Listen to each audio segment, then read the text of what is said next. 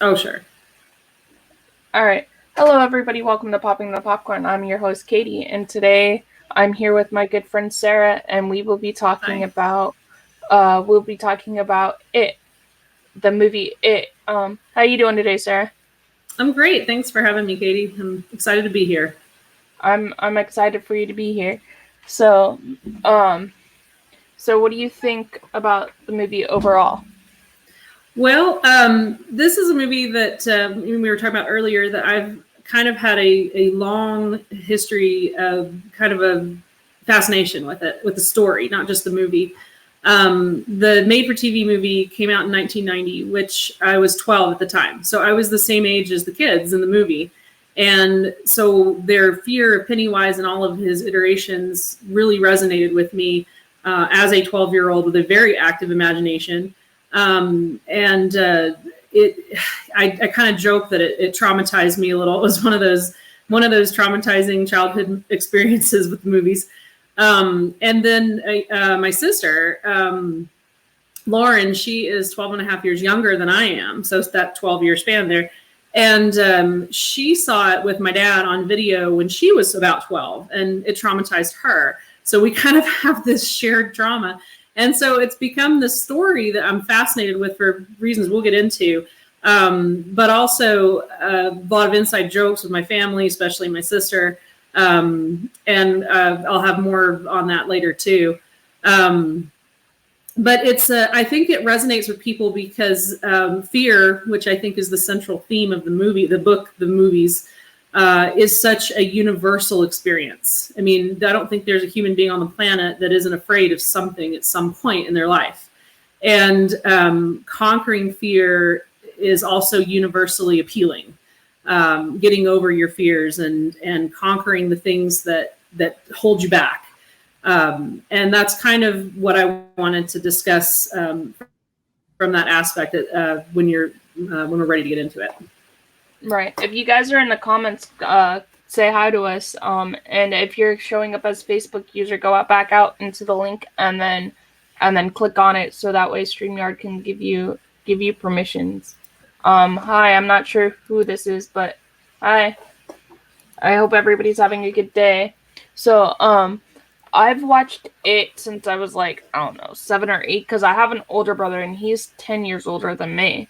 And so he used to watch horror movies all the time, and my mom was like, you shouldn't be letting them watch that, because if you're gonna have if they're gonna have a bad dream, you're going to.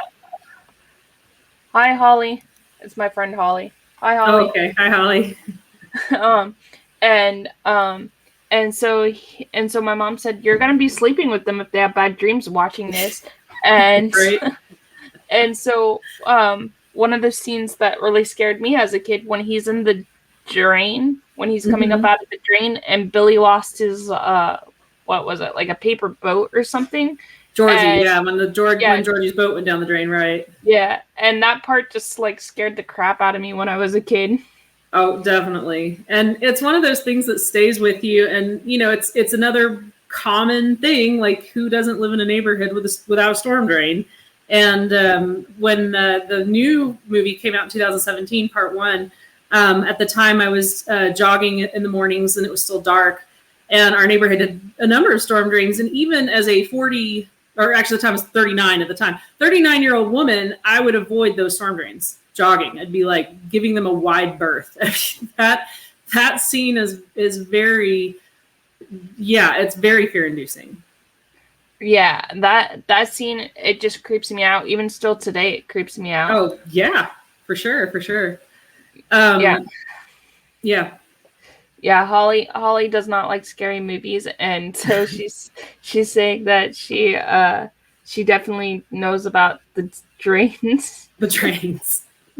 Yeah, don't go near storm drains. Don't go near storm drains, especially after it rains. Right? And also, I think one of the most iconic scene also is when he's popping out of the shower drain as well. That scene in the 1990 version, yeah. Mm-hmm. Yeah. That scene creeps me out the most as well.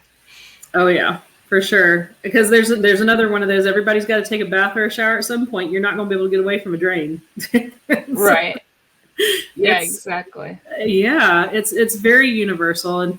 And before I went to medical school, when I started in college, I was actually an English major, and so analyzing literature and movies is something that I've always kind of done and enjoyed. This is one of those stories that I've read the book 3 times. I actually started reading it again this week, hoping to get through enough of it to refresh my memory for this episode, but didn't get too far. These movies, like I said, they've stayed with me for many years. When I heard they were remaking the movie in the early 2000 teens, I think I heard about it initially in, I think it was like 2012. There were some production problems. They had to change directors at one point, and so it was delayed for quite some time before Andy Muschietti took over the project and got it done.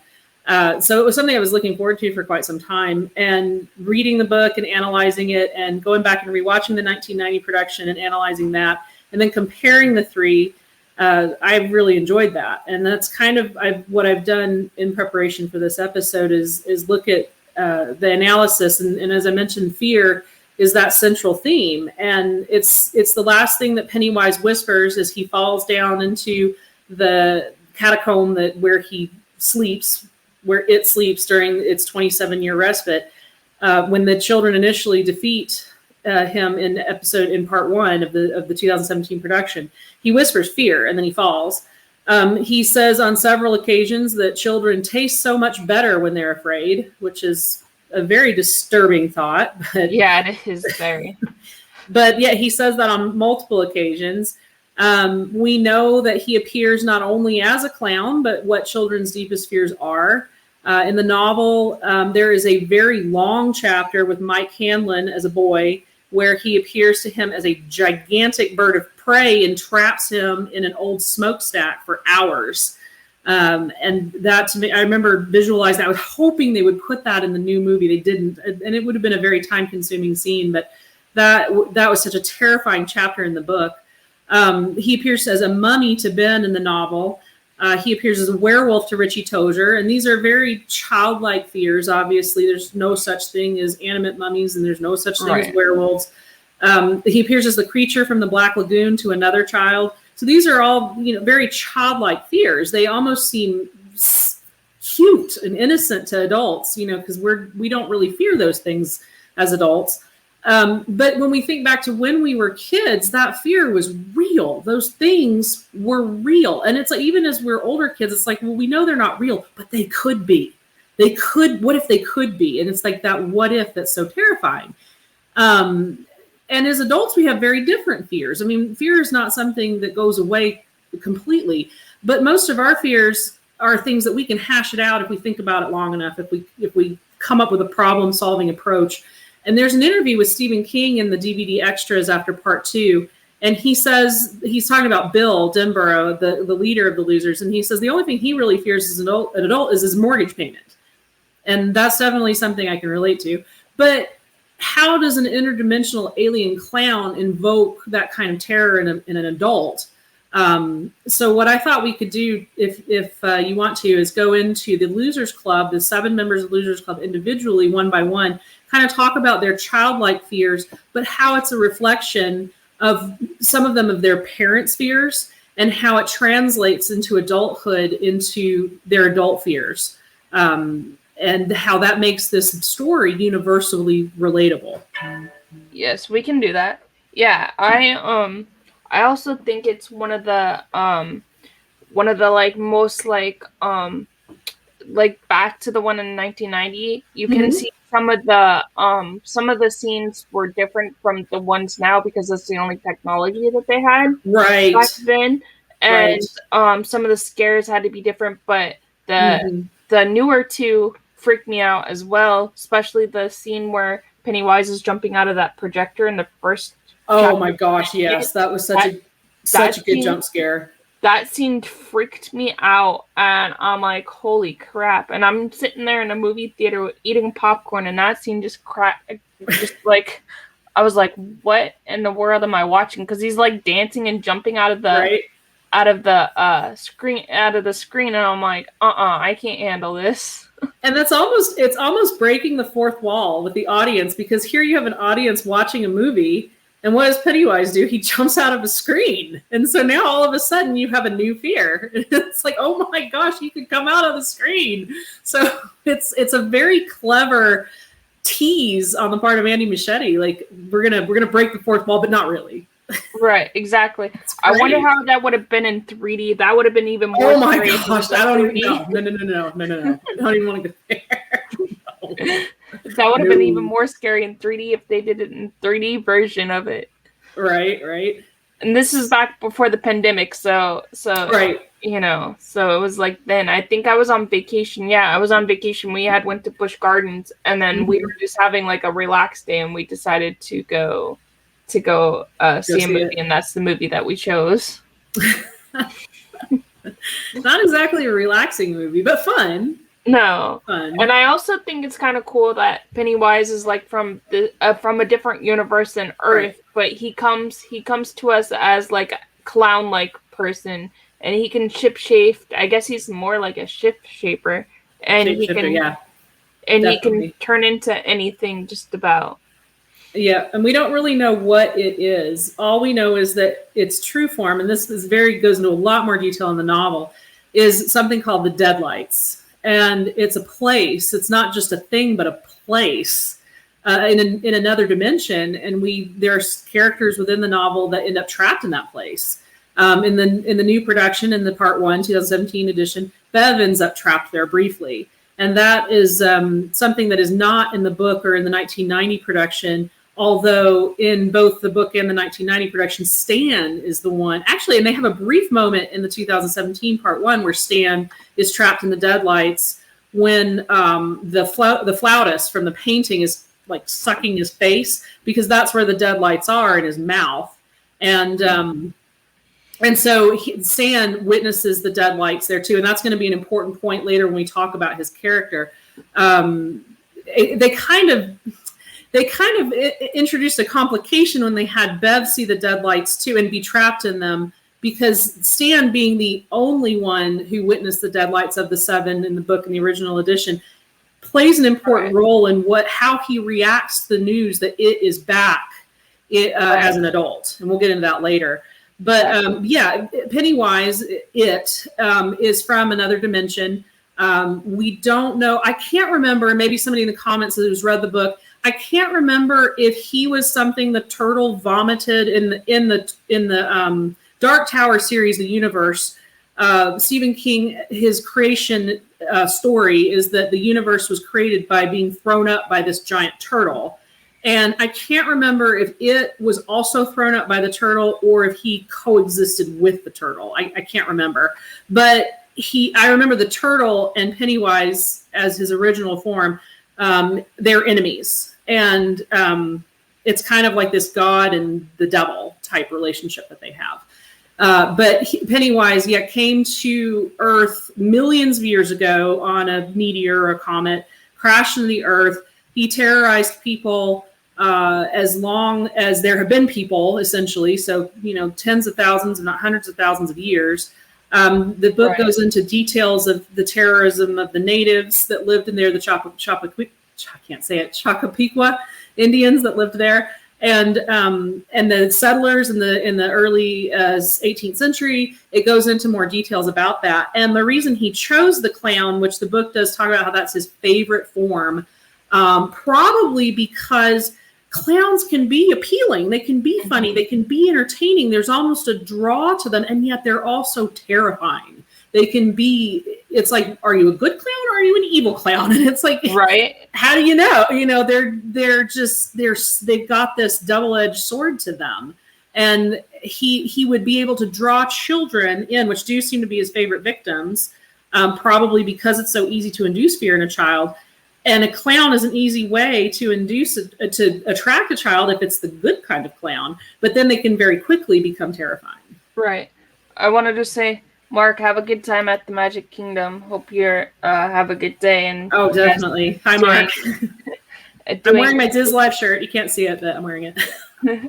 That you guys have a good doing Disney trip. I just wanted to plug that in there. He'll probably watch this later. Yeah. Yeah, I would not expect him to watch this. I would not be watching a podcast if I was at Disney. Right. I'm saving it for later.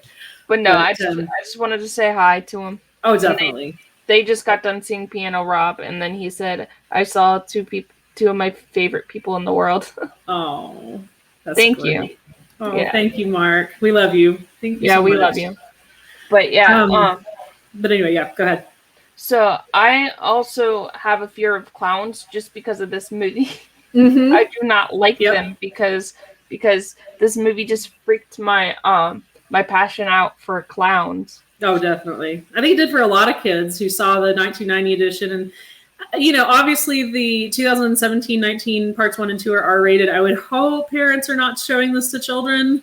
The 1990 version was on television. It was heavily edited. So, yeah, obviously you're going to have more kids, at least our age, who've seen that. And maybe that's their first introduction to Stephen King. In general, because most of his movies are R-rated, so the only chance kids are going to have to see him is if they see him on TV. I would hope, I guess some kids watch R-rated movies, but I do, and my kids don't. So I did just because of my older brother. Oh, I gotcha. I watched like Nightmare on Elm Street, Freddy vs. Jason, stuff like that. Yeah, but he also watched like a lot of Stephen King movies too. And I like a lot of Stephen King books too because his books are just so like well written, well reversed. They are. And this is just one of my favorite books as well by Stephen King, just because who in their right mind would do that? Hey Barry, it's okay, no problem. Hi, Barry. And then who in their right mind would like write something like that? You know what I'm saying? Yeah, and I actually made some notes, some thoughts about that, because when I was growing up, we went to the library a lot. That was one of the common places, especially in the summer. My mom would take us. She really encouraged reading. I had my first personal library card at 8 years old. I was so proud to hold it and have it. And we would go to the library at least once a week, probably in the summertime. We'd check books out, and reading was such an important part of growing up in our family. And we all read on pretty advanced levels, probably even as children. So as children, we would not just be in the children's section. I would go and look at adult books and sometimes check them out depending on what they were. And, one of my favorite books from when I was pretty young, 7 or 8, was Watership Down. I saw the cartoon. I learned it was a book, and that's a 500-page book. So for a 7 or an 8-year-old, that's a daunting task, but I read it because I loved the movie and loved the book even more. So Stephen King, however, was off limits. I remember being fascinated with the book art, the cover art, thinking, oh, that looks interesting. And I had, his stories had become so ubiquitous, and having written a lot of them in the 70s and early 80s, by the time I was a kid in the early to mid 80s, he was pretty famous, had quite a few movies under his belt. So in culture, there's cultural references to things like The Shining, here's Johnny, and things like that. And so I was interested, my interest was piqued, and I could certainly have read them and understood them at that time. But my mom's, no, she would not let us read Stephen King. It was off limits. Right. And understandably so. It would not have been appropriate to allow a small child to read Stephen King. I don't think. Right. But when I was in college, I was an English major, and I had a class where we had to read a book, either a book that had been banned in our home or something written by an author who had been banned in our home. And I knew the first place my mind went was Stephen King. And so I checked out Cujo from our college library and read it in maybe a day or two. It didn't take long, and it terrified the crap out of me. I had nightmares. I was like, oh my goodness, he's such a good he describes things in a way that you're going to remember. It's going to stay with you. It's going to stay with you. So, a lot of people have kind of, more refined critics have poo-pooed Stephen King as being base and vulgar and common and appealing to the lowest common denominator. Maybe, just kind of categorizing him as populist, kind of like what Anton Ego does to Gusteau's restaurant in Ratatouille. It's like, it's popular, Chef Boyardee, it's not a refined experience. But that's what makes Stephen King so appealing to me, because he is the everyman. And one of the reasons that his books are so real, I guess, in their fantasy is that when he was writing a number of them, quite a few, especially in his earlier works, he was writing from a perspective of a recovering alcohol and drug addict. And he was writing his nightmares that he would have and the deep-seated fears that he had from that perspective of someone who was trapped in a hell of his own making in his mind. That's kind of how he saw it. And that, I think, is why it is so real, because for him that was his reality for decades. And he wrote it. He wrote his truth. He wrote his reality. And that's why I think it is so resonating with people, with the readers, with the viewers. He so eloquently captures universal human experiences. There are not very many people who wouldn't or couldn't relate to them. And adults, we don't want to admit that we get scared, especially when you have children. You want to be the strong person, but the monsters of our childhood are real. They just wear different masks. And and as adults, we have the wherewithal to defeat them or live with them, as whichever the case may be. Right, exactly. Yes, Misery is really good. Oh yeah, I love Misery. And movie with Kathy Bates. That's a really good one. She does such an amazing job. She's so good. And then Mary is saying Needful Things is one of my favorite movies and books. I don't think I've read that one or seen I haven't read that one yet either. It's on my list. I should definitely read it because I've heard good things about it. I haven't read that one or seen the movie. I'll have to see if I can find it somewhere. But yeah, I just like Stephen King because he also has children's books too as well now. Yeah. And I think he's a well-reversed author, and he also has like such a like he's considered, his movies are considered cult classics, which a lot of people are fans of.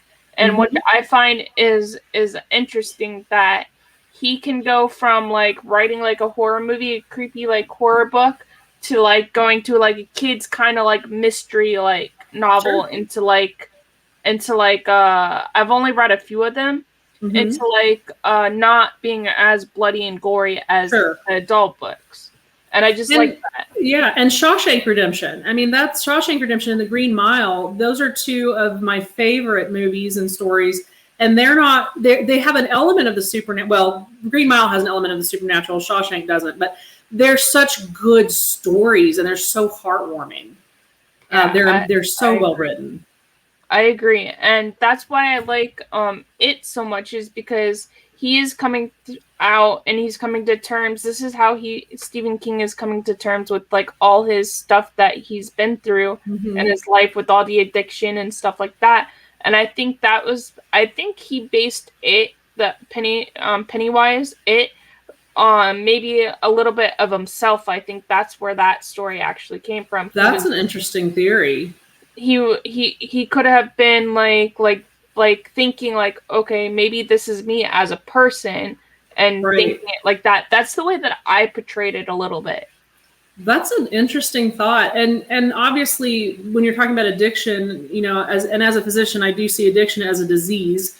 There is obviously people make choices and they have their free will, but addiction in and of itself, especially in the advanced stages, is very much a disease. And sometimes people don't have a whole lot of control over themselves in those stages. But addiction almost always, especially when you're talking about something that was as severe as what Stephen King has described in his own life, you're going to hurt people.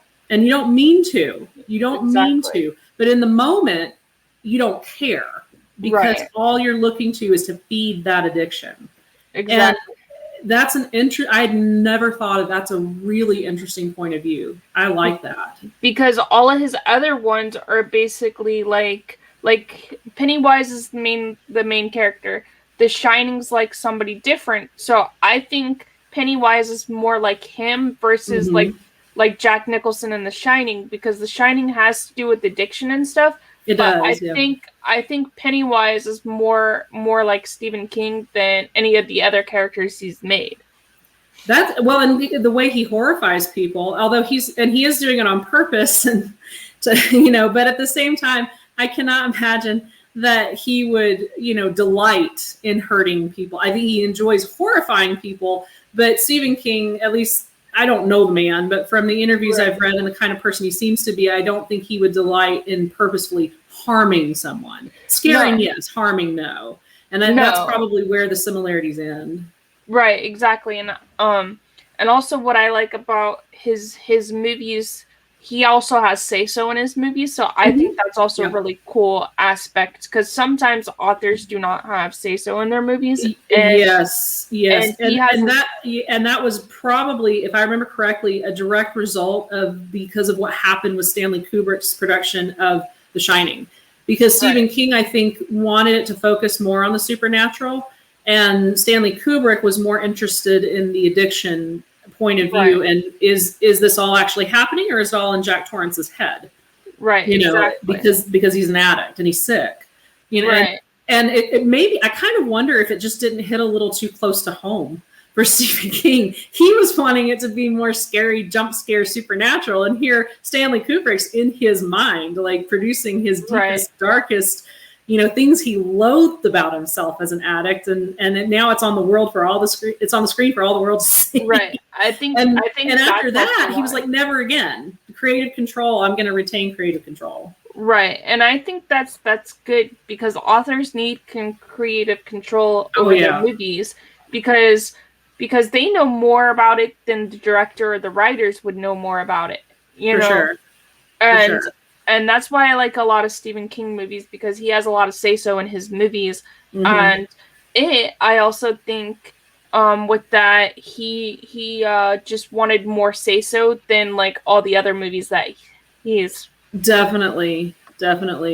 And it's interesting because if you're a fan of Stranger Things, the Duffer Brothers, who produced the series Stranger Things on Netflix, they are really big Stephen King fans. And that's very evident. And I've binged Stranger Things, all 3 seasons, several times. And the more I've watched it, the more homages I have found to Stephen King stories. Right. I mean, right down to the opening credits, it looks like a Stephen King story. And the Duffer Brothers admitted they love Stephen King. They were not known at all prior to Stranger Things. They were no names. But in the process of producing Stranger Things in the earlier days, when they were showing some early success, they expressed interest in being involved in it, because I think it's their favorite movie as well. And they were turned down because they're relatively no names at the time. But Stephen King has since expressed kudos to them on how well they've done with Stranger Things. I kind of wonder, I don't know that he regrets not involving them, because the Machetes really did they did an excellent job. But I do kind of wonder what a Duffer Brothers production of it would have looked like. Yeah, I wonder that too. Maybe they could do one in the future or something. They have talked about either a 3rd installment of the movie that would go into Pennywise. It would be like a prequel that would go more into the mythology of Pennywise. And I've heard just kind of underground rumors of either a movie doing that or a series. I think that if they did like like if the Duffer Brothers, for example, were involved and did a Netflix series where they focused on the Pennywise origin story, and because there is a lot of content in the book that they could draw from. You could probably do 3 or 4 seasons of a show and still not cover all of it. It's such a rich universe. Right. I think they should honestly make maybe a series of it versus a movie, because with the series you could go more into detail a little bit, and you can have multiple seasons, versus a movie you have a 2-hour length to film this movie. Or 3, and as the case may be. They did the part 2 is a little over 3 hours. And if you have a good story and a good fan base, you can get away with that. But there aren't too many movies that you can really make beyond 2 hours that are going to hold people's interest. Right. It's hard.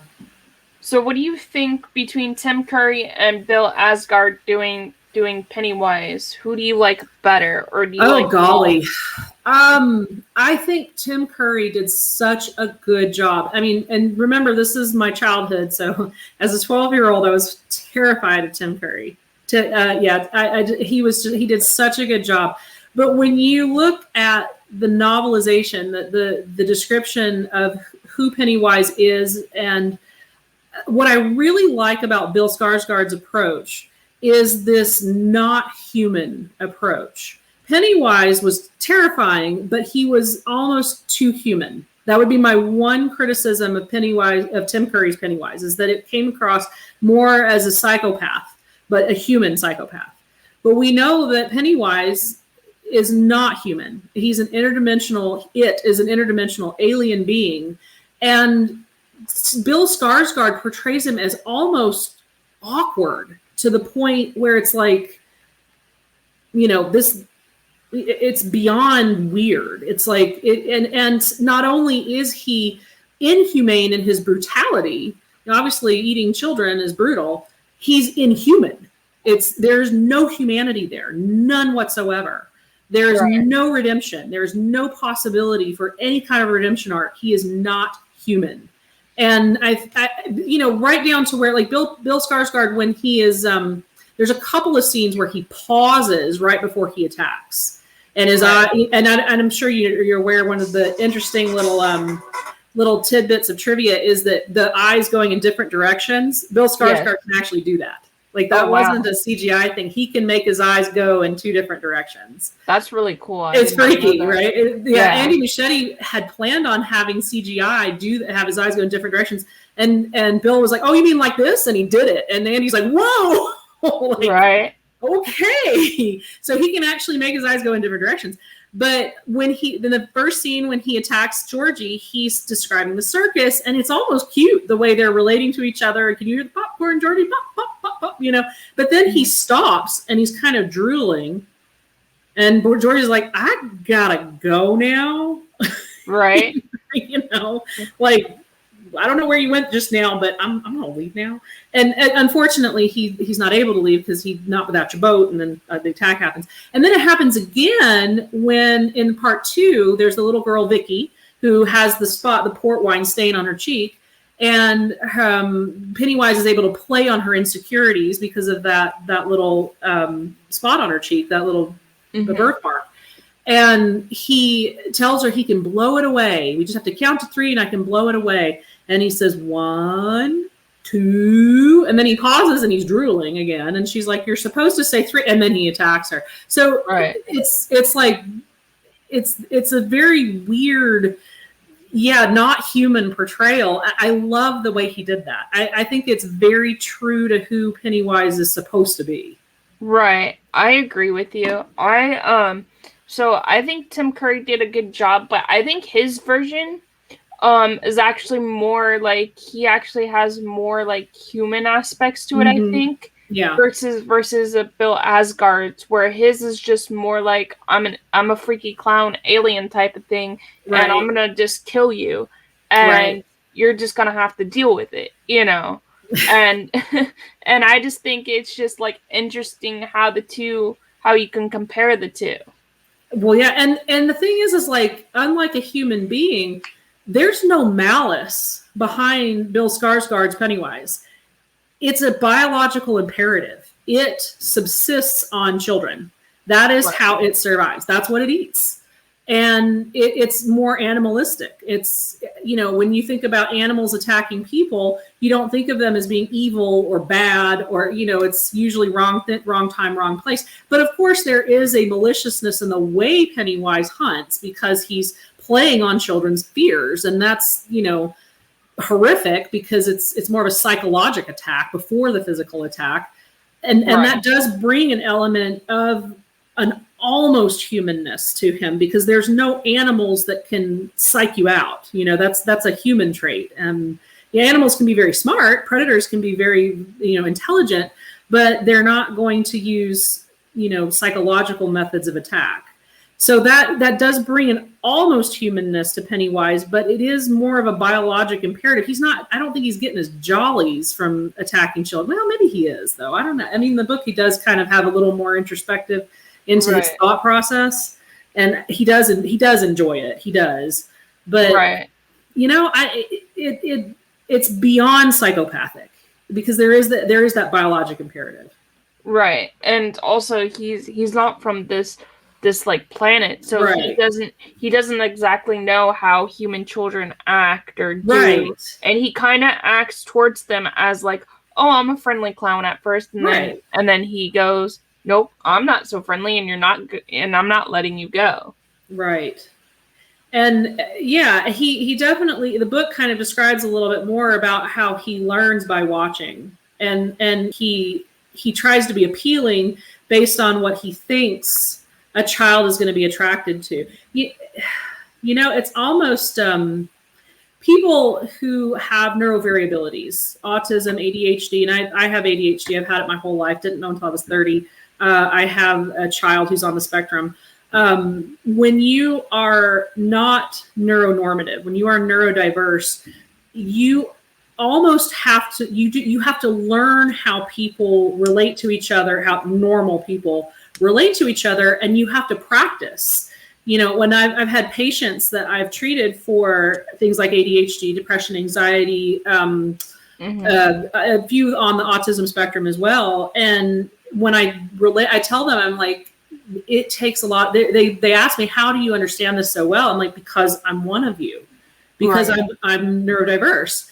And they're like, I would never have guessed that. And my response is because I work at this. I have to practice looking and sounding normal. It takes a lot of work. And that's something that I didn't, when I was younger, when I didn't know I had ADHD, you know, and I didn't know what neurodiversity was. I just figured that everybody struggles to fit in and that it's a struggle for everyone. But what I didn't understand is that for some, it's more of a struggle than for others. And right. For some, you really have to work hard to look and act normal, for lack of a better word. Right. So Pennywise does that. He is a mimic. He's a shapeshifter, and he's a mimic because he's not I mean, obviously for him, and I don't want to equate autism or neurodiversity to not being human. So please don't misunderstand that. I'm not saying that, but right. There is kind of a similar process because Pennywise, his brain is obviously different, not being human. He has to mimic, he has to learn, he has to copy. Right.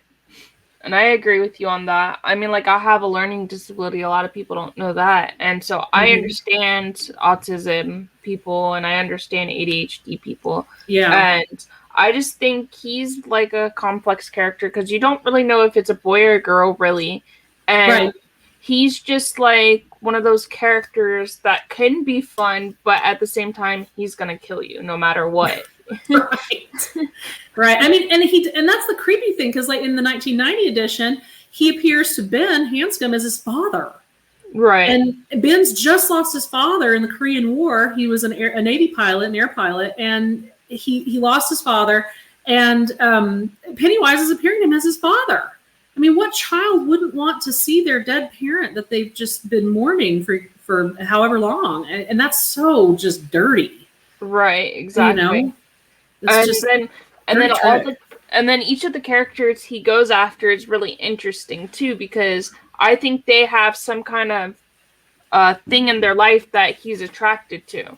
Right. Like some kind of like thing that he's attracted to when he goes after these kids.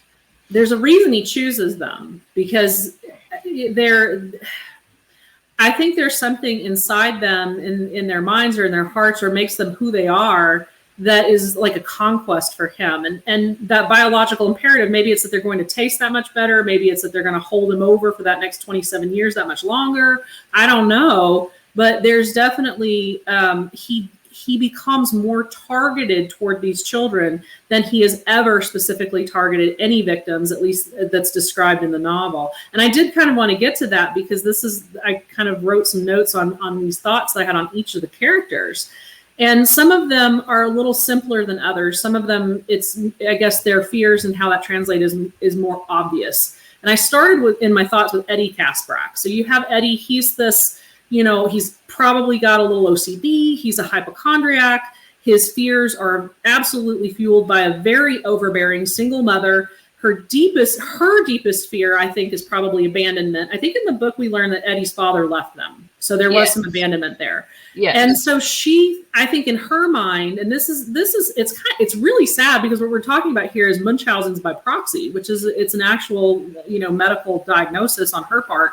But I think she's thinking if she can make Eddie believe that he's really chronically ill, then he will always depend on her. Eddie, all you need is your mother. Ed boy doesn't need friends. He just needs his mother. Right. I'm going to keep you safe. I'm going to keep you healthy. then maybe he will never leave her the way her husband did.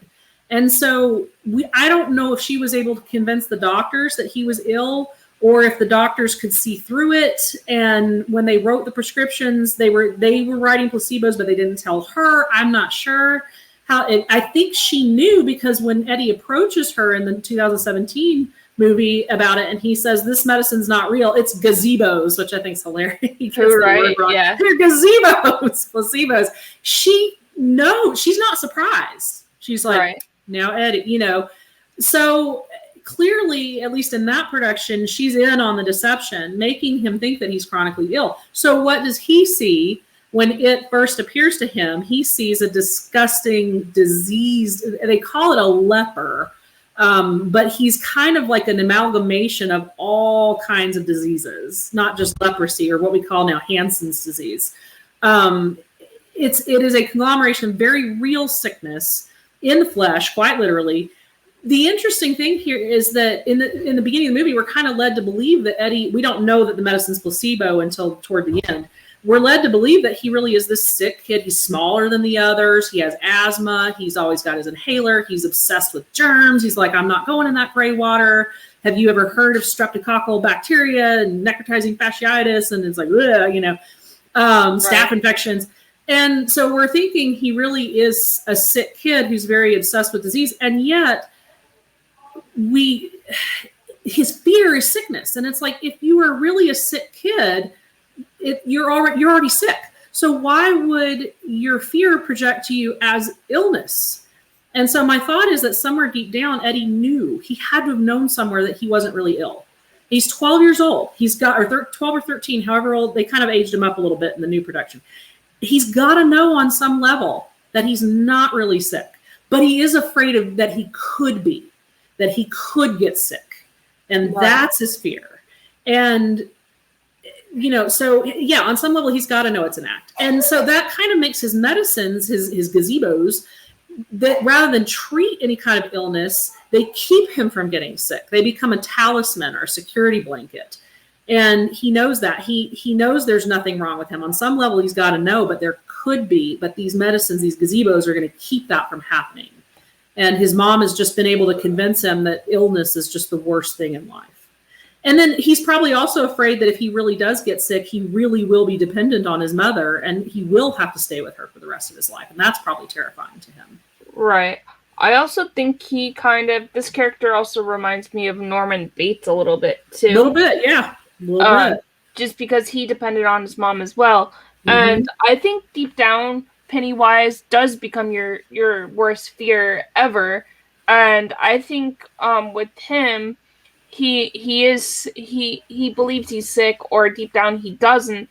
But I think that's why Pennywise went to him as a disease, I think. Just because that's what he feared the most, is getting sick, or somebody telling him he's sick. Right. And he's dealt with that for so long. That's why I think that's why he came to him as that, because Pennywise is kind of like a shapeshifter. Right. And then Beverly Marsh, just a trigger warning real quick for this, for Beverly. There is insinuation of sexual abuse and assault. So I just want a trigger warning for anybody who might be sensitive to that. But she's our sole female loser. She is 12, 13 years old. She's at that age where she's not a woman, not still a girl, not yet a woman. She's kind of blossoming into womanhood. And what does she initially see? She sees a sink full of blood and hair. I mean, that's pretty obvious, a metaphor for menstruation and pubic hair. I mean, it's literally growing up right there, right? But there's definitely some deeper seated fears there, because her father, in the book, her parents are married. Her mother's still alive. They are married. And her mother kind of protects her, because her father looks at her in ways that it's just creepy. He says things that are creepy. You're still my little girl, right, Bev? Tell me you're still my little girl. I worry about you. I worry about you a lot. And moms just know. Moms know when there's something off. And so she actually asks Beverly in the book, has your father ever touched you? And Beverly is kind of probably playing a little dumb. Like, what do you mean, Mom? You know, and has he ever done anything to you inappropriate? No, Mom, no, he would never. You know, but I think she's starting to figure out what proper relationships are, between men and women. Right. And her father is this very, misogynistic, women are to be owned and dominated. He treats his wife that way. Are you still my little girl, Beverly? Mine, this ownership here. And here she's becoming a woman. And I don't think Alvin Marsh knows what to do with that, because women are to be owned and dominated. And yet this is his child. And obviously to him to be owned and dominated, but she's also becoming a woman. And women are meant in his mind somewhere to be sexually dominated, but she's his daughter. Right. So I think she's on, like Eddie on some level knew he wasn't really sick. Bev on some level knows what her dad really wants. And he projects that like there's only one thing those boys want with you. Why are you running around with those boys? What are you doing with those boys? And Bev, she kind of knows somewhere that those thoughts are running through her own father's head, and just how gross that is. Right. And so that thought of becoming a woman, no longer an innocent child, but becoming an object of sexual desire, to her is terrifying. And she straddles that line where she's in the bathroom smoking. She's doing very adult things. And yet when she hangs out with the losers, when they're jumping in the quarry, she strips down to her skivvies with them and goes swimming with them like it's nothing, and she's not really thinking about it as a sexual thing. Right. So, and then when she's, teasing Ben, who has a crush on her, it's in a very innocent way, but it's straddling that line of flirtatiousness, and I think she knows on some level that Ben has feelings for her, and she's not really sure what to do with that, as a 13-year-old, 12, 13-year-old. Right. And I also think she kind of knows like what men want to as well because of her father. And I just think she's just more like when she jumps in the boy and goes skinny dipping in the quarry or whatever, I think she's not really thinking about it and just wants to be like one of the boys or something. Right. She's not naked, just so viewers know here. She's wearing a bra and panties, but she's a 13-year-old girl, and she is very much a young woman. She's not the flat-chested, straight-waisted little girl. She's becoming a woman. And there's the scene where I love the soundtrack, because as a child, I was about the same age in the 80s as these kids are. They might be a year or two older, but I'm about that age. And so I love the soundtrack, and that growing from child into preteen, adolescent, the soundtrack just captures my experiences. So the boys are staring at her. She's laying out in the sun, not really aware, and they're playing Bust a Move. Right. Yeah. I'm just cracking up at that. I think they have to put in some form or way, they have to lighten the mood a little bit. And they do. And I think they put a little bit of comedy in each. Oh, they put a lot of comedy into. I was laughing so hard at a certain part. The New Kids on the Block, that running gag with New Kids on the Block, because that was my first band that I had a poster on my wall. My first concert that I went to when I was 11 years old. Loved Joey McIntyre. Oh my gosh, could I relate to that? And I was laughing so hard that here, little Ben, the new kid, loves NKOTB. And Bev teasing him about it. And my sister is looking at me because I'm laughing so hard. And she's like, what is so funny? And I'm and people in the theater are looking at me like, this is not supposed to be a funny movie. I'm like, this is freaking hilarious. Right. There are some very funny parts. Very funny. Yeah, there is. Yeah. I like New Kids on the Block, but I didn't grow up with them because I grew up in the 90s. Right. So I was born in 86, so I'm more of a 90s kid than an 80s kid. Right. So I grew up with like Backstreet Boys and NSYNC and stuff like that. But it's the same concept. I mean, that's New Kids on the Block was the Backstreet Boys and the NSYNC of the 80s. Right. And I know New Kids because I've listened to them before. I just found it interesting there was a New Kids song in there, and I was like, somebody must like couple. I was like, somebody on this cast or this, like, the director must like New Kids on the Block or something. They definitely did their homework for what kids were into in the 80s. I mean, it was a great just portrayal. And that's one of the reasons I absolutely love the 2017-19 productions, because it so accurately captured my childhood. And I did make some notes on that too, because for me, this movie was not as terrifying. I mean, you have that on the surface, it's about a psycho interdimensional alien clown killing children, and that's terrifying. But to me, it was also that the nostalgia and that fear of growing up and how terrifying that can be. The characters, like I said, they're roughly my age. Their fears, their hopes, their triumphs, their dreams, their losses, the music they listened to, the clothes they wore, the movies they were watching, the cultural references, all of that was my childhood, minus the killer clown. But,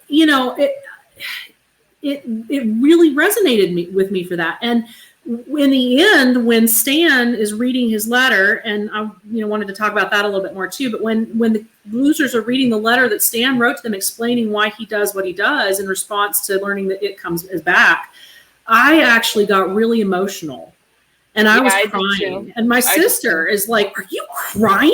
And I'm like, "Yes." I'm like, I get this. Their childhood is now over. They are adults. And that innocence, that time of, when your birthday was like the most special day of the year, and Christmas and candy and toys was just the penultimate of everything. And now those days are just a day for everybody else. And usually most people work on their birthdays and don't even think about it, and right.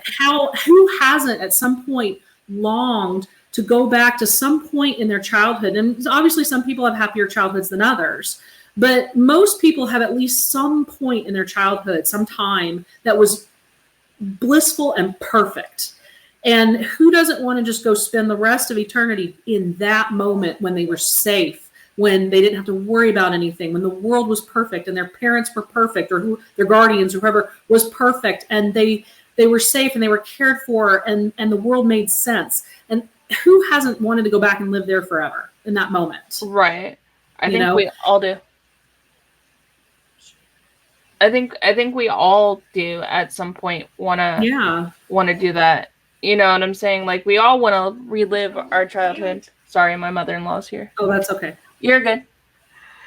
No, is that the one thing that you thought that was going to come up? Mine, I can tell you why it hasn't come up. Yeah, I'll have to screenshot that and send it to me. Okay, but that person right there is who you thought, right?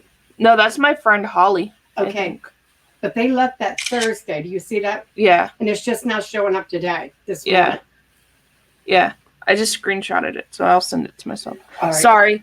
Somebody wrote on the podcast. Somebody left you a feedback. Somebody left me a feedback on I think it's sent to me on Amazon somebody wrote a review on Apple Podcast for me. So great. Hopefully it's a good one. Yeah, I got it. Okay. Yeah, it was a good one. Sorry. Good. What I'm trying to say is I read yesterday because I kept looking. Right. Because I told you I was going to keep trying to figure it out. Anyway, it takes about 48 hours to 70. Apple has to approve it. Gotcha. I didn't know that. I didn't either until I was reading about. I read it. Gotcha. I was reading on it. So she wrote me a review on Apple. Sidebar. Sorry, guys. Yeah. So she wrote a review on Apple for me because I'm trying to get more people to listen. Mm-hmm. And so it takes a little while for them, I guess, apparently on Apple to get a review. It takes a couple of days. Oh, they have to review it and then approve it. Yeah. Gotcha. Yeah. What did you say? I said I wanted to show you and tell you before I forgot because I wanted to see if mine showed up. When did I leave it? Thursday? Yeah.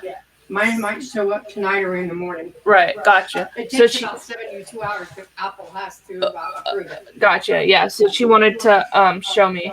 Okay. Sorry. That's great. Well, I'm glad you got a good review. Good. Yeah. I wanted to talk a little bit more about Stan. Kind of because I've already mentioned his letter. And again, there's a trigger warning here for the audience: suicide. If anybody is sensitive to suicide and does not want to hear this, feel free to pause or fast forward at this point. But Stan's fears and his portrayal, it's where things start to get a little more complex. I had to really think about, when I was kind of writing my notes, why he saw what he saw, the flautist, in the case of the new production. Stan's a loser that I really relate to. He is a member of a religious minority. I grew up a member of the Church of Jesus Christ of Latter-day Saints in the Deep South, so not being Southern Baptist made me a weirdo, a loser. And his father is a religious leader within their community, as was mine. Stan is very scientifically minded. I'm a physician, and I have a penchant for practicing evidence-based medicine. Stan is very pragmatic, and that might be where our similarities end, because sometimes I am less than pragmatic. I try to be, but in the book and in the 1990 film, Stan would repeat the line, "That just isn't empirically possible. That just isn't empirically possible."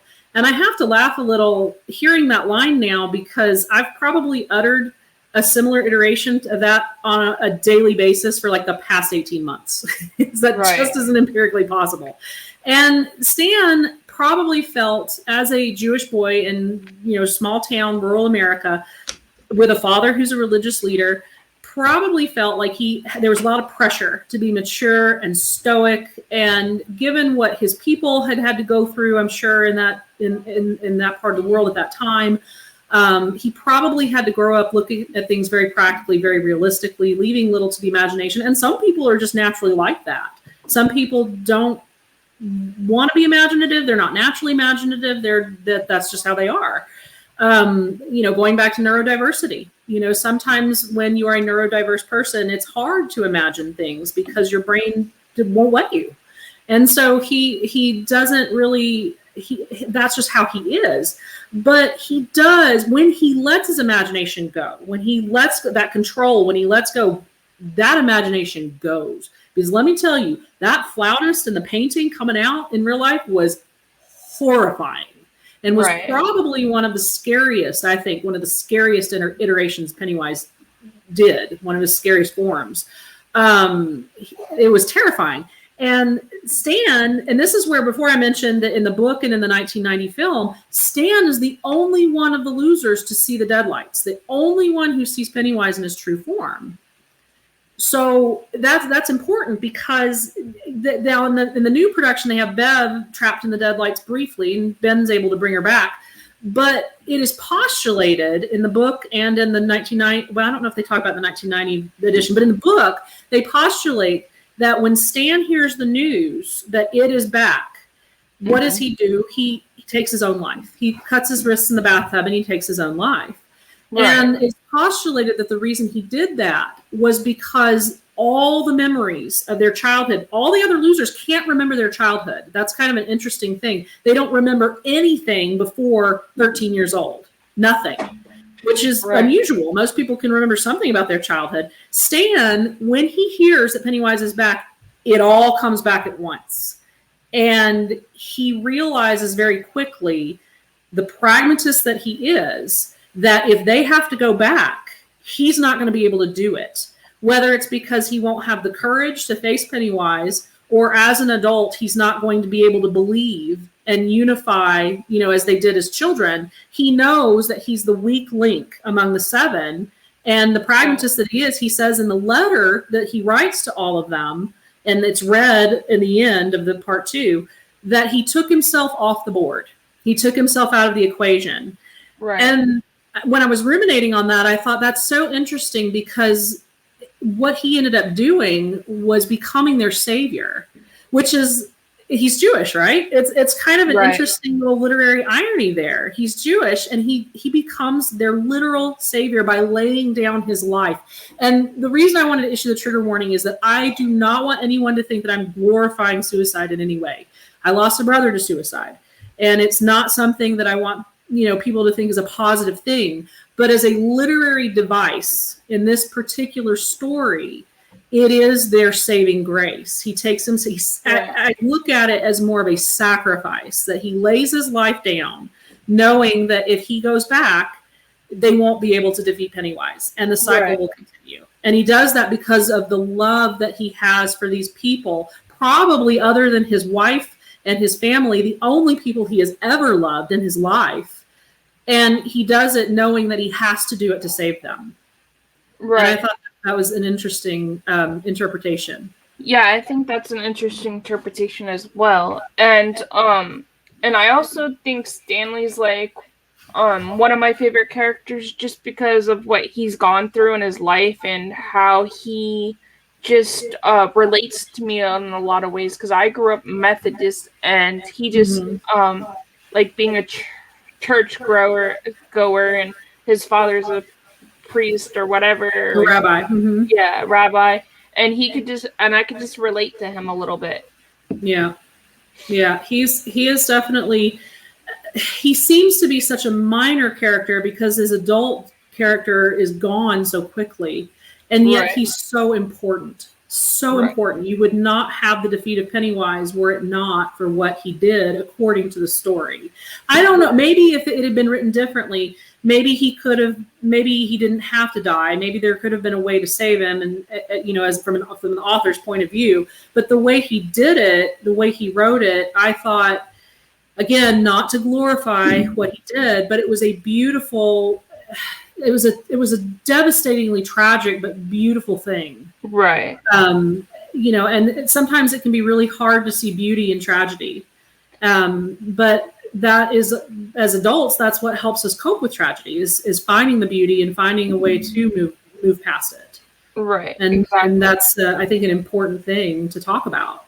Right. And I don't think a lot of people talk about that as much, just because everybody thinks, oh, my life's perfect or something like that. And sometimes it's okay not to be okay. Right. Absolutely. And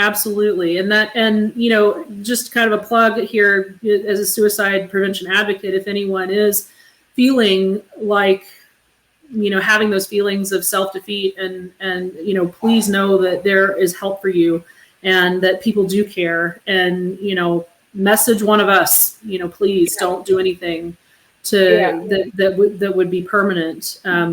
That suicide isn't and should not be the answer. Right. So. Exactly. Yeah. Message me anytime if you guys need to talk about anything important. I'm always here. I'm up late. Me too. Yep. I would also like to talk a little bit about what they did to Richie's character, because I love that I like diversity, and I like things that make people more complex. And with Richie, they brought in the LGBTQ community in a way that I thought was very lovely, the way they did it. And I'm sure there are people who would probably disagree with the way they did it. And so I mean no offense to those who might be part of that community who might not like the way it was done.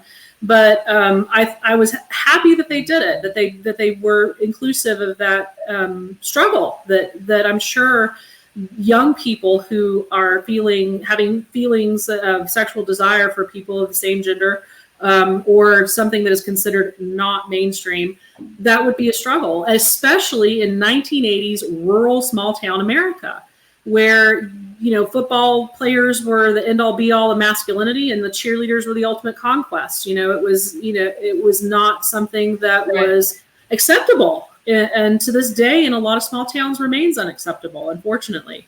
And so Richie, I would have to say Richie is probably my favorite of the losers. I think part of that is because he obviously has ADHD. If he were a kid today, he would be on Ritalin or Adderall, I'm sure. He is very boisterous, outgoing. He likes to be the center of attention. I can relate to all of that. His fear in part one almost seems to be like a punt. Like when they ask him what he's afraid of, he says clowns. And it's like, well, duh, who isn't? Who's not afraid of a psycho killer alien clown, right? But when they go into the house on Nebolt Street, what does he see? He sees a missing poster of himself, right? Right. And here's a kid who he's so brazen, he's so brash. He has this, I would call it a benevolent machismo. And I say benevolent because it doesn't seem to be coming from a place of true misogyny, but more of just middle school level crudeness. The way he talks about women and girls, because he's a 13-year-old boy who's struggling with homosexual feelings in rural America. Right. And, but above all, he likes to be in the spotlight. He likes to make people laugh. He does voices. He loves movies. In the books, he particularly delights in those old black and white cult classic horror movies. And that's why in the book and in the 1990 movie, when he first sees it, it's as a campy werewolf. But it's clearly a mask. It's like not a real werewolf, you know?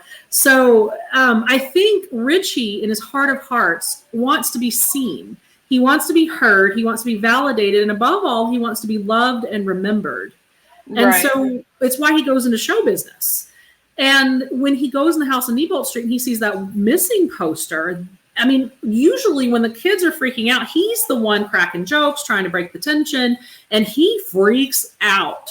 And it's Bill who has to remind him, it's not real, Richie. It's not real. It's Pennywise playing tricks. And this missing poster, which seems like it's creepy, but kind of an innocuous thing, just sends him over the edge.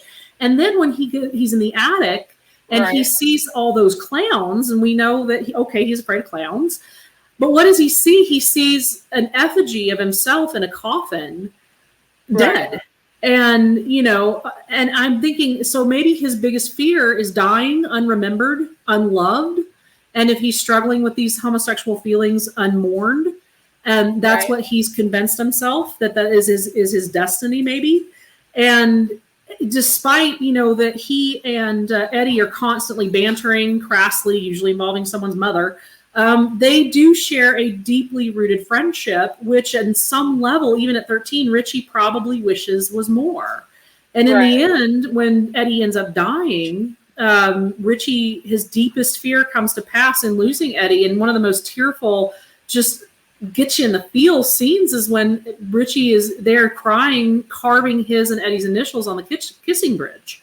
Right. And it's like every other loser that comes to this closure, except for Stan and Richie. That, they all come to this cathartic end, and yet Richie's catharsis perhaps is that he doesn't have to hide anymore. That he's experienced this deep and painful loss, but he can really be himself.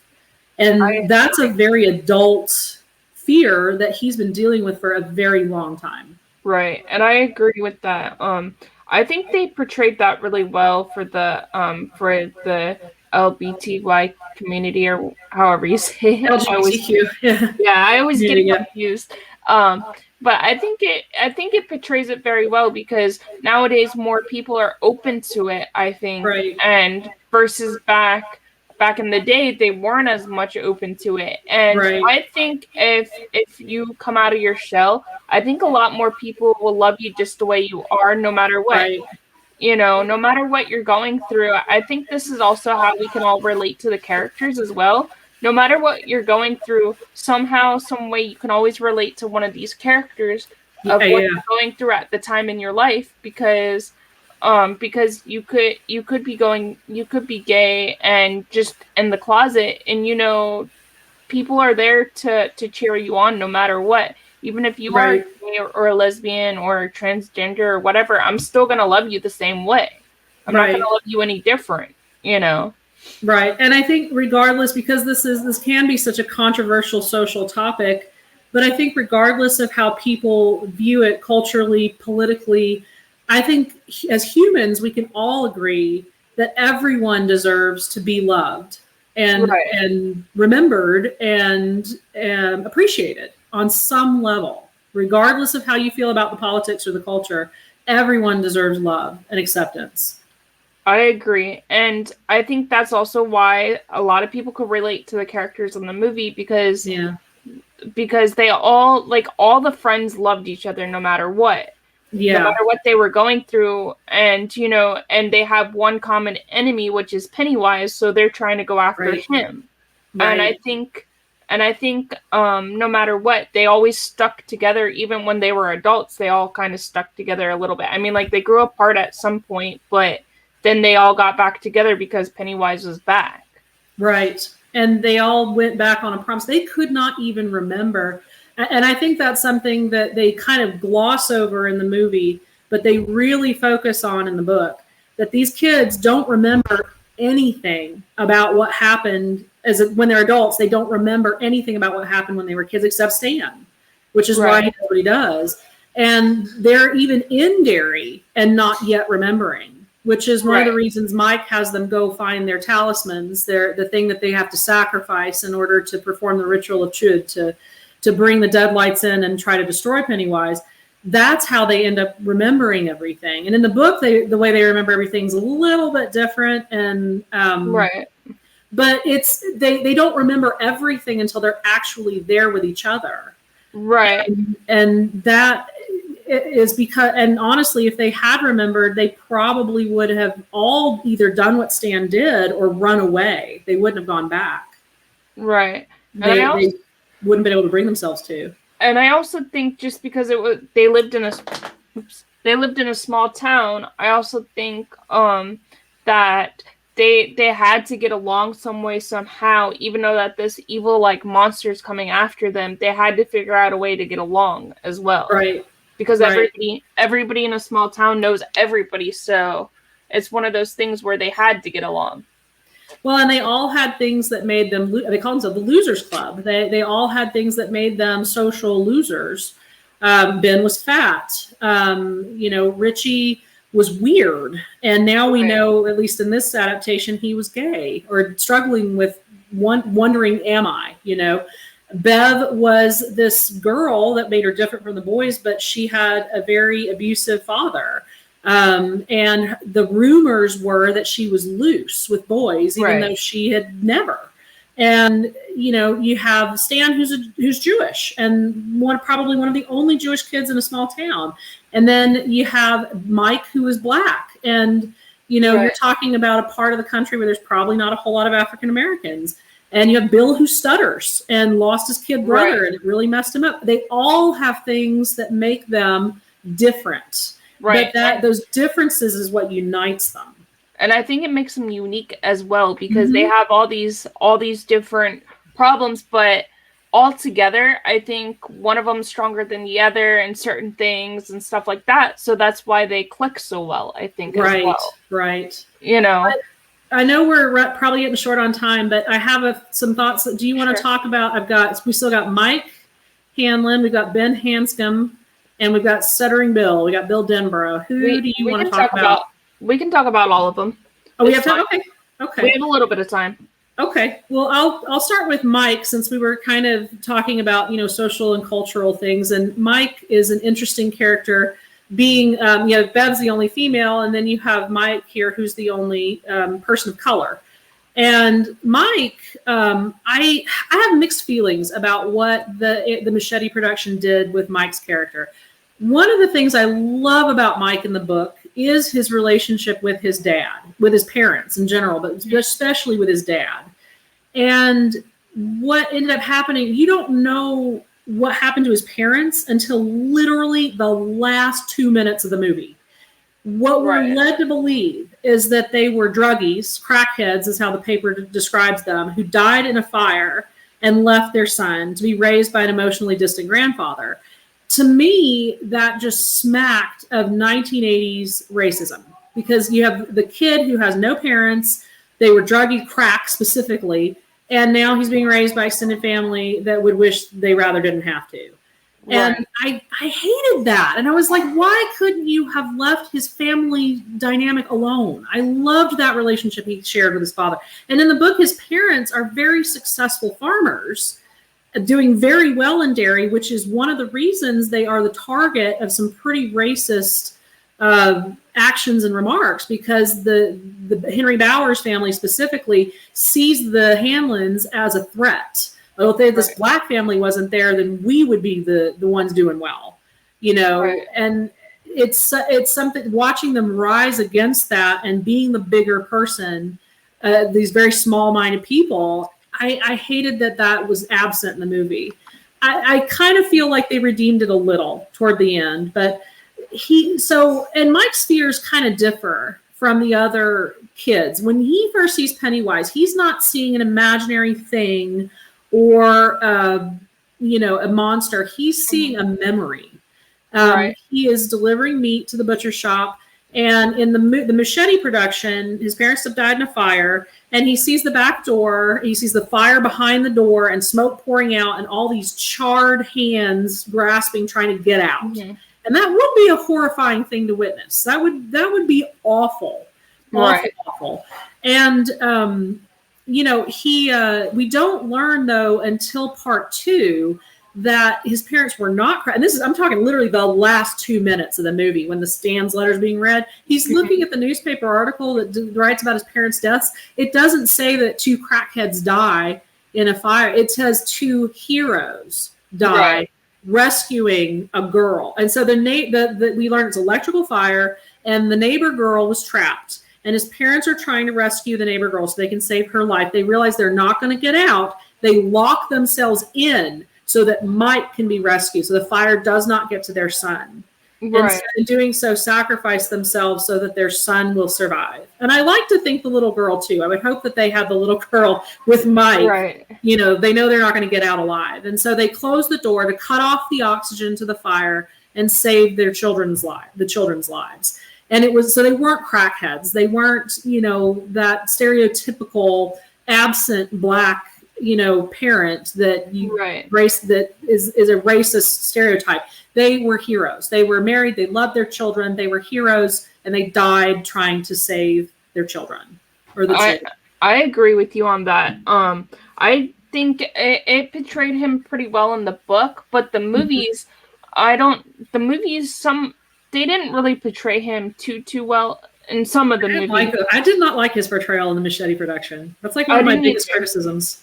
I didn't either, but I think his parents are the true heroes in this part because they did save him and they saved the little girl, I think. And I think they should have showed like somewhat of that, you know. Yeah, I wish we'd known that earlier. Right. I wish we'd known that earlier, and I think it wouldn't have harmed the audience to know that was the truth. And you know, behind that fourth wall, we would have known that Mike didn't know that because Pennywise was playing tricks on him. Right. You know, we're not dumb. We would have figured that out, you know? Right. And I think sometimes movies, I mean, like, they can't do like the book can, because books can tell us more about the characters. Yeah. But I think sometimes they need to tell like a little bit of a backstory to each character sometimes. Oh, absolutely. You know? A little bit more. Maybe I should just direct it and be like, here, this is there you go. This is how it's supposed to be. This is how it's supposed to be. It's not supposed Duffer to be. Brothers, are you listening? let's get a prequel here going here. Right. Yeah. I kind of wonder if the mechanism of his parents' death wasn't kind of a bit of an homage or a blending of what happened with the Black Spot. They mention the Black Spot as an event in both productions, but they don't go into any detail. And the Black Spot is a pretty long chapter in the book as to what happened. Do you want to explain what that was about? I think they should just do like a whole movie on that particular. You could do a whole episode, probably if you were detailed enough, do a whole movie just on the Black Spot. Yeah, I think so too. I think that's what they should do because some part is like that whole thing is like just a weird like abyss of like where Pennywise like lives and stuff like that. And I think of it as more like a black hole. Like you can't get out of that. That's what I think of it as. Yeah, and I don't remember in the book how close the Black Spot was a nightclub. We learn in the book that Derry is a military town or is close to a military base, an army base. Derry's, by the way, a fictional town. There's no such place as Derry, Maine. It was based on Bangor, which is very close to where Stephen King grew up in Maine. But Derry is supposed to be very close or home to an army base, an army post. And in the book, one big difference, I don't think we've mentioned this yet, is that children are growing up in the 1950s. And as adults, they're coming back to Derry in the 1980s. So that's a big difference between the two movies. But the Black Spot was a nightclub for the African-American, the Black soldiers, because they were not allowed to go to the officers' club where the white soldiers went to socialize. So they were given basically what was a shack to socialize in. And what they did with it, they expanded it, they built up on it. It was not exactly a building that you would call up to code, but they had music, and we're talking about the 1930s, I think 20s and 30s. So it was like, I think it was late 20s. So you had flappers and you had ragtime music, you had jazz, early jazz, which obviously was fueled and pioneered by the Black Americans. Mm-hmm. And it was the place everybody wanted to be. You also had some good soul food. They had a fryer and they had a grill and they were serving drinks and food and dancing. It was a dirt floor, if I remember correctly, but they put down like a dance floor for people to dance on. Mm-hmm. And it became the place to be on the weekend night in Derry. And the white community, the white soldiers and some of the KKK, which had a pretty large following in Derry in the story, did not like that you had a black club that was where white people wanted to be as well as black people, where they were mingling and, shocker, having a good time together, even though they were different colors. And that did not sit well with the white supremacists in Derry. And so basically what happens, long story short, is they set fire to the black spot on a night when it's super crowded and full. And what ends up happening is Pennywise's involvement, because he's awake at this time, or he's waking up, because he wakes up every 27 years. I don't know if we mentioned that either.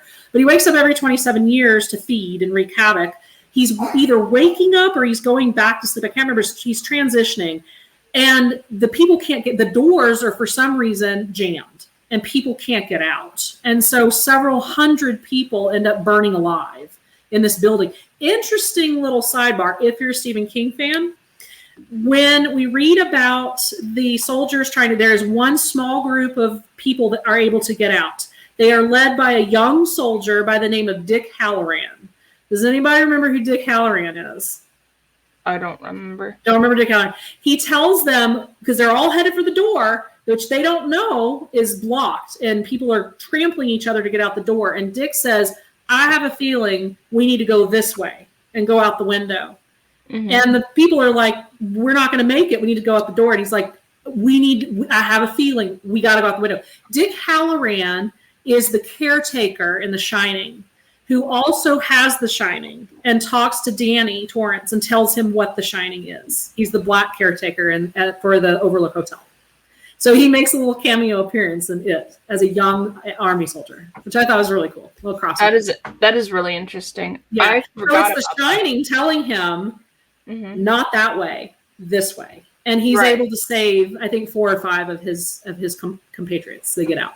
So anyway, I kind of wonder if they didn't take the black spot, and because it was a race-driven event, and blend that into Mike's story for the Machete production, where his parents die in a fire. Right.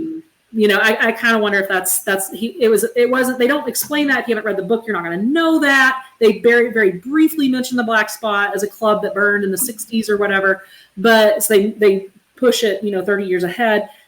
So, I mean, unless you've read the book, you're not going to know what that means. Right, exactly. But it's a treat for the fans. Right. And I wish they would go more on it, but they didn't. I wish they would have did like a little bit more, like had a scene with it or something. Yeah.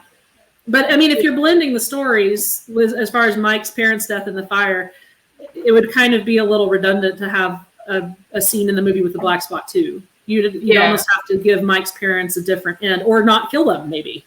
Right. That too. Yeah.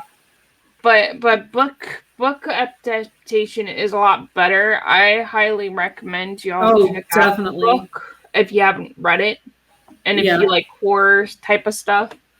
Yeah, I mean, Stephen King, obviously trigger warnings are going to be, it's pretty gory. There are incidences of rape, child abuse, child death, suicide. I mean, if any of that's going to trigger you. Racism, hate crimes in the book. In part 2, we see the hate crime against the gay couple in the beginning of part 2. That is how the book actually opens. Yeah. So if any of that's a trigger for you, you might not want to read or skip those parts. But it does have some pretty powerful imagery that is disturbing, as most Stephen King novels do. Exactly. And then you want to go on about the other 2 characters real quick. We'll do Ben, and then because Bill probably deserves a little bit more focus being the leader of the losers. Ben is the fat kid. He's the new kid. He literally, Henry Bowers carves his name into the flesh of his stomach. It's just, he is so mistreated. And honestly, in the movie, it doesn't really portray his fears. I think when you see his fears, it's a headless boy with raw Easter eggs, because he'd just been reading about the explosion of the ironworks, which killed, I think it was 88 children in 1908 or whatever it was. And he had seen a picture of a boy's head in a tree, because all these children had died from this explosion, the Kirchner Ironworks. And he sees that, and it's almost like when you have a nightmare because you watched a scary movie. it doesn't seem to be very deep seated. It's not like this deep rooting fear. Whereas in the movie and in the book, he sees his father calling him into the sewer, which is pretty awful, but kind of obvious too because he's lost his dad in the war. In part 2, he sees Pennywise as Beverly. He's at school. He's finishing up. Beverly is sitting there, and she says something to him. I can't remember exact words, but it seems like she's going to be let him kiss her. And then she's like, "Do you think I'd let someone as fat and disgusting as you kiss me?" And then her hair turns on fire, like catches fire, because Ben has written this lovely haiku for her. Your hair is January ember. What is it? Your hair is January ember. Oh man, I used to have it memorized. My heart burns there too. And so her hair is literally on fire. And she's chasing him down the hall. And he locks himself in the locker and he keeps telling himself, Bev would never say that. Bev would never say that.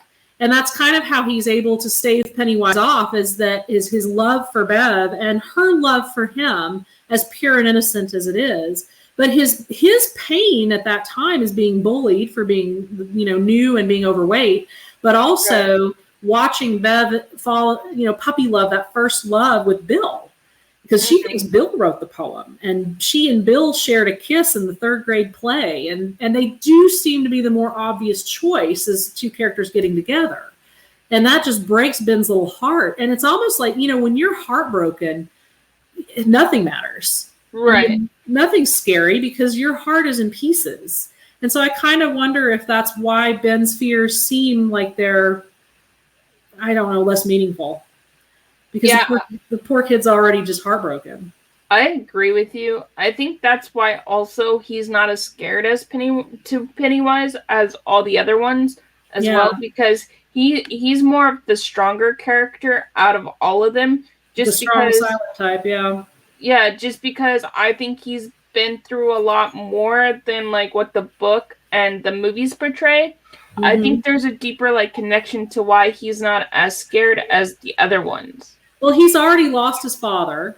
He's already lost so much at such a tender age. He gets bullied mercilessly. What else is there to be afraid of? Right, exactly. He had to grow up very quickly. Exactly. And yet he maintained that innocence and that faith and that hope. He knew he thought deep down, Bev would never love me, but maybe, Right. And in the end, Bev and Ben do end up together. Right. And that's his cathartic closure, is that they are able to be honest with each other about their feelings and they end up together. Right. But I do kind of wonder, I think it's cool that they make him all fit and handsome and as an adult, but I kind of wonder, would she have loved him as an adult if he were still overweight? I kind of wonder if she would have romantically, if she would have fallen for him. I don't know. I kind of wonder about that. I don't know. That's one of those mysteries. I don't know because their relationship, they never really say how their relationship is as an adult. So I don't really know if she would have. But you should love anybody no matter what they look like or how love they them for act. who they are. Exactly. You just so love them for who they are. Makes you wonder, because when they're kids, Bill is the more handsome one. When they're adults, in the book, when they're adults, Bill is bald. Right. He's kind of bald and paunchy, and Ben is hot. Right. Exactly. And in the new in the Machete productions, nothing on James McAvoy. He's a handsome guy, but he's not bald and paunchy. Right. But I can't remember the name of the actor who plays adult Ben, but he's definitely better. I'm sorry, James McAvoy, I love you, but whoever played Ben was definitely hotter. So it kind of makes you wonder. If that's who she would have gone for, if he hadn't been so attractive. I don't know. I don't know. I would hope Beverly wasn't that shallow. But I did get to I do like James McAvoy as an actor and everything. But in this movie, I don't know if I would have put him as that character just because of other things I've seen him in. Sure. And I just don't know if I really like him as that fit. As Bill. Yeah. I will say, regardless of how they portrayed the characters, they could not have done a better job with actors that looked like what those kids are going to look like when they grow up. Right. And there were even a couple of scenes where they phased them, showing the scene where they're a kid, like Eddie in the pharmacy. They show him there as a kid, and then they phase into him as an adult. And I'm like, that was spot on. I mean, those kids, those adults look just like you would think their kid counterparts are going to look. I mean, it's crazy how accurate that is. Yeah, I think it's crazy too how accurate they made all of them look the same kind of. And it's really interesting how they do that nowadays, I think. Well, because you can use computers to age progress a child and see what they're going to look like when they grow up with fair degree of accuracy. So if they did that to all, I'm sure they did. They had to have done that, where they take the computer and this is what you're going to look like as an adult. What actor right now, adult actor who is about 40 to 45, looks like this? Right, exactly. They had to have, because they had to have, because they just nailed it. And then they had to, hello, happy Saturday. And they had to, and I think they had to like pick those certain characters. And I'm sure they went through a lot of audition processes. And stuff for sure. They actually asked the kids too to name different adult actors that they would like to see portraying them. Mm-hmm. The only two that got their wish were Beverly's character, Jessica Chastain. I can't remember the actress, the young lady who played Beverly, her name, but she picked Jessica Chastain. And I think Richie Tozier, little guy that plays Richie. Oh, he's also in Stranger Things. Mm-hmm. What is his name? He picked Bill Hader. And those were the only two that ended up getting their picks. The other ones were a little, I think, less realistic. I thought it was interesting. I thought it was an interesting choice. Bill Hader was in there because Bill Hader, I know him for his comedy. Yeah. Versus like something scary, and I'm just like, that's an interesting. He did such a good job though, because the comedic relief was hilarious. It was so good. Yeah, and I was just like, interesting. Bill Hader's in a horror movie. That's interesting. Yeah. Well, him and Eddie, I mean, they're hilarious when they're kids. They're even funnier when they're adults. They had some of the best ones. When Eddie stabs Henry Bowers in the bathroom and he leaves and he's like, and cut your mullet. It's been 30 years, man. Right? I thought that was so funny too. I was dying laughing. I'm dying, you know? I actually had a drink of like water or something and it came out of my nose at that part and I'm like, oh gosh. Yes, you know, and then what is it? They're standing outside the house on Newbolt Street, and they're as adults, and Bill says, "I think Richie said it best the first time," and Richie's like thinking back, and he's like, "It's a good thing we're not measuring wings," and he's like, "No," and then he says something else. I can't remember the second thing, and then he's like, "Let's kill this effing clown." And he's like, "That's right, yeah." Yeah, I find that funny too. It's hilarious. It's funny. So funny.